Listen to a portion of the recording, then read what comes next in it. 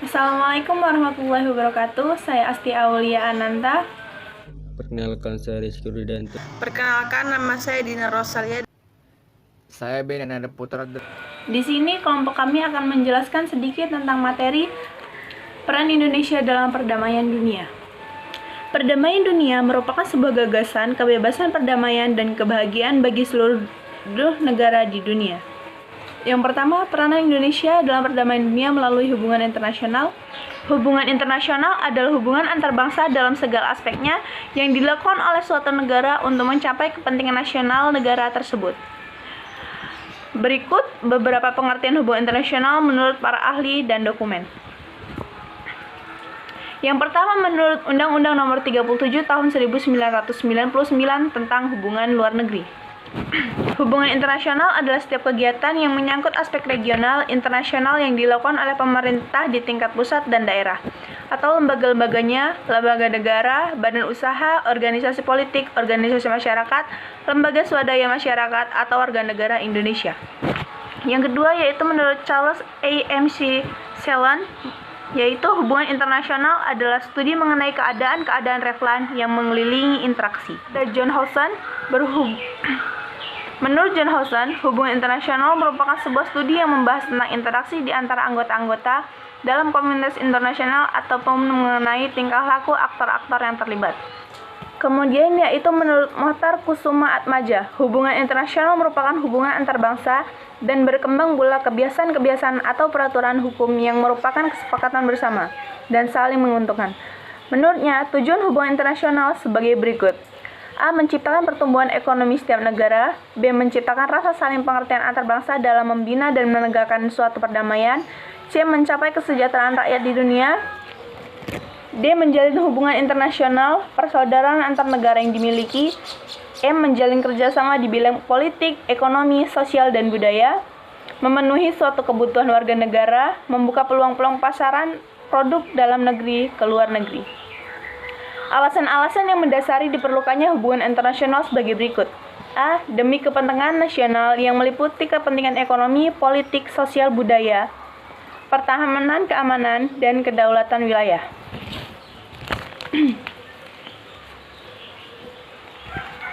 Yang kedua yaitu upaya memelihara perdamaian dunia meliputi penyelesaian konflik secara damai dan membuat perjanjian damai. Sarana-sarana hubungan internasional. Menurut G. Frankel, sarana-sarana yang digunakan untuk negara dalam melakukan hubungan luar negeri sebagai berikut, yaitu yang pertama, diplomasi. Diplomasi dapat diartikan sebagai proses komunikasi antar pelaku dengan hubungan internasional untuk mencapai tujuan bersama atau kesepakatan tertentu. Yang kedua yaitu propaganda. Propaganda itu merupakan usaha sistematis yang digunakan untuk mempengaruhi pikiran, emosi, dan tindakan suatu kelompok demi kepentingan masyarakat umum. Yang ketiga yaitu ekonomi. Ekonomi umumnya digunakan secara luas dalam hubungan internasional, baik dalam masa damai maupun masa perang. Yang keempat yaitu kekuatan militer. Asas-asas hubungan internasional. Hubungan internasional memiliki asas-asas yang harus ditaati oleh negara di dunia. Asas-asas hubungan internasional merupakan sarana penting dalam hubungan antar bangsa. Asas-asas dalam hubungan internasional sebagai berikut. A. Yaitu asas teritorial. Yang B. Asas kebangsaan. C. Asas kepentingan umum. Dan ada beberapa asas-asas lain yang dikenal dalam hubungan internasional sebagai berikut. Yang A. Yaitu Pacta sunt servanda adalah setiap perjanjian yang telah dibuat harus ditaati oleh pihak-pihak yang mengadakan. Yang kedua yaitu resiprositas adalah tindakan suatu negara terhadap negara lain itu dapat dibalas setimpal baik tindakan yang bersifat negatif maupun positif. Yang ketiga yaitu kesamaan hak adalah pihak yang saling mengadakan hubungan harus saling menghormati. Kemudian, pentingnya hubungan internasional. Menurut Profesor Kusumaatmadja, hubungan dan kerjasama antar bangsa muncul karena tidak meratanya pembagian kekayaan alam dan berkembangnya industri di seluruh dunia sehingga terjadi saling ketergantungan antar bangsa dan negara yang berbeda. Jadi, pentingnya hubungan kerjasama internasional sebagai berikut. A. Mewujudkan kepentingan nasional. B. Menjalin persahabatan erat dengan negara lain demi terwujudnya ketertiban, keamanan, kesejahteraan, kebahagiaan, dan perdamaian abadi. C. Memajukan kerjasama aktif dan tukar-menukar bantuan untuk kepentingan bersama dalam bidang ekonomi, sosial, kebudayaan, teknik, ilmu pengetahuan, dan administrasi. D. Memelihara dan menciptakan hidup berdampingan secara damai dan adil dengan bangsa lain. E. Mencegah dan menyelesaikan konflik, perselisihan, permusuhan, dan persengketaan. F.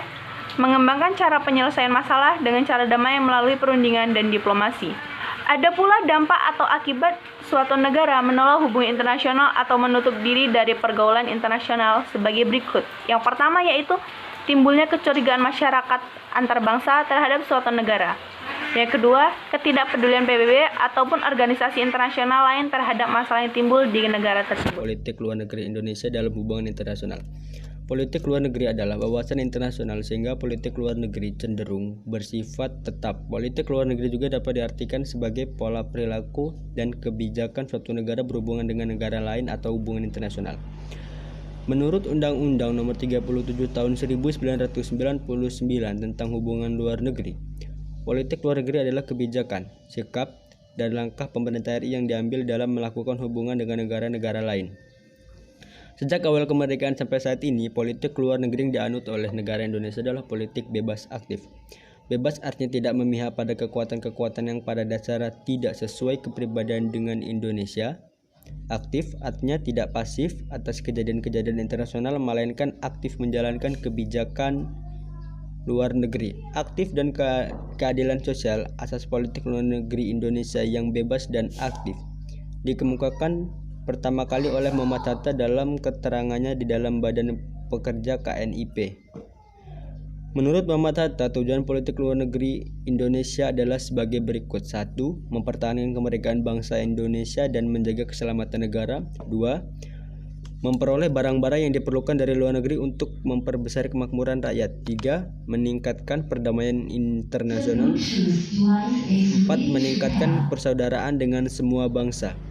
Tujuan politik luar negeri tidak terlepas dari hubungan luar negeri. Hubungan luar negeri merupakan hubungan antar bangsa, baik regional maupun internasional, melalui kerjasama bilateral ataupun multilateral yang ditunjukkan untuk kepentingan nasional. Tujuan politik luar negeri Indonesia saat ini diarahkan kepada pencapaian dan pemenuhan kepentingan nasional. Berikut beberapa tujuan politik luar negeri Indonesia.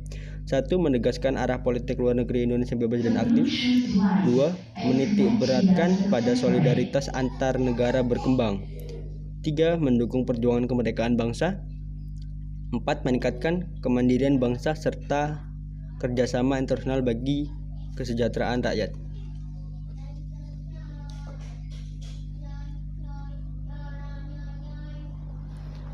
Bangsa Indonesia sendiri bekerja sama dengan bangsa manapun. Negara Kesatuan Republik Indonesia meletakkan landasan yang kuat dalam hubungan antar bangsa berdasarkan kebijakan politik luar negeri yang bebas dan aktif.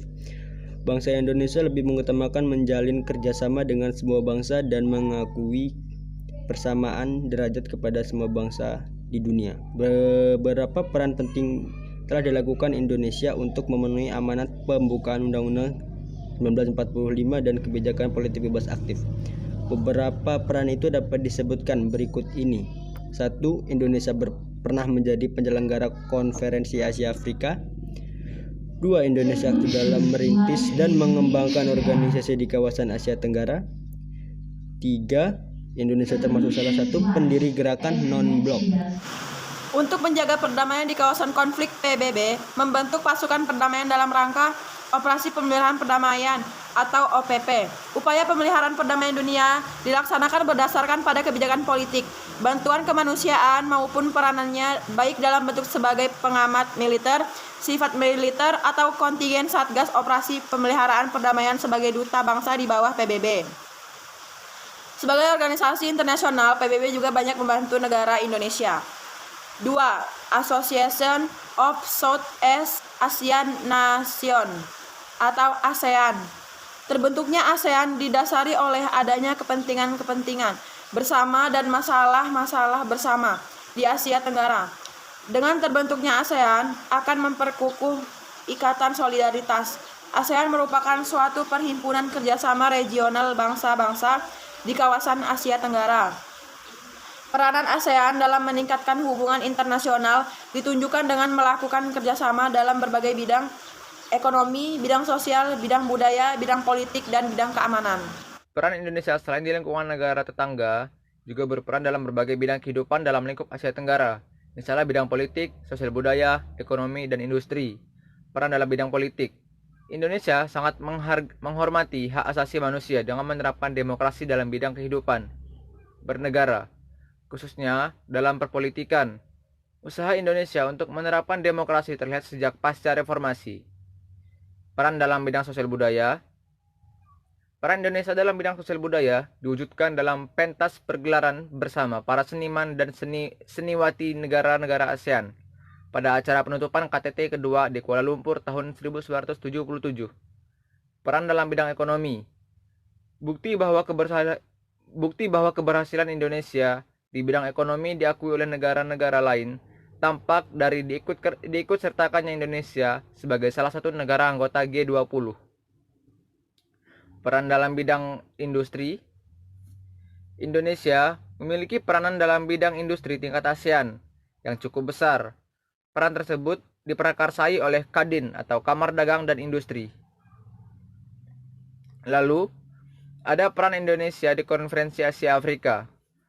Peranan Indonesia dalam Konferensi Asia Afrika yaitu ikut memprakarsai dan sebagai tempat penyelenggaraan konferensi pancanegara kedua yang berlangsung tanggal 28 sampai 29 Desember 1954 di Bogor, Jawa Barat. Konferensi ini sebagai pendahuluan dari Konferensi Asia Afrika. Selain itu, Indonesia juga ikut memprakarsai dan sebagai tempat penyelenggaraan Konferensi Asia Afrika yang berlangsung pada tanggal 18 sampai 24 April 1955 di Gedung Merdeka Bandung, Jawa Barat. Lalu ada gerakan non-blok. Organisasi gerakan non-blok muncul di tengah persaingan dua kekuatan besar dunia, yaitu blok barat dan blok timur. Persaingan kedua blok ini terjadi pada masa Perang Dingin. Negara blok barat dipimpin oleh Amerika Serikat, sementara blok timur dipimpin oleh Uni Soviet. Tiap-tiap blok berusaha menarik dukungan dari negara-negara lain. Tiap-tiap blok berusaha menarik dukungan dari negara-negara lain. Agar negara-negara berkembang tidak terkena pengaruh dari blok barat maupun blok timur, didirikanlah organisasi gerakan non-blok. Organisasi gerakan non-blok didirikan tanggal 1 September 1962. Gerakan non-blok diprakarsai oleh pemimpin negara merdeka, yaitu Presiden Abdul Nasir dari Mesir, Presiden Kwame Nkrumah dari Ghana, Presiden Joseph Broz Tito dari Yugoslavia, Perdana Menteri Pandit Jawaharlal Nehru dari India, dan Presiden Insinyur Soekarno dari Indonesia.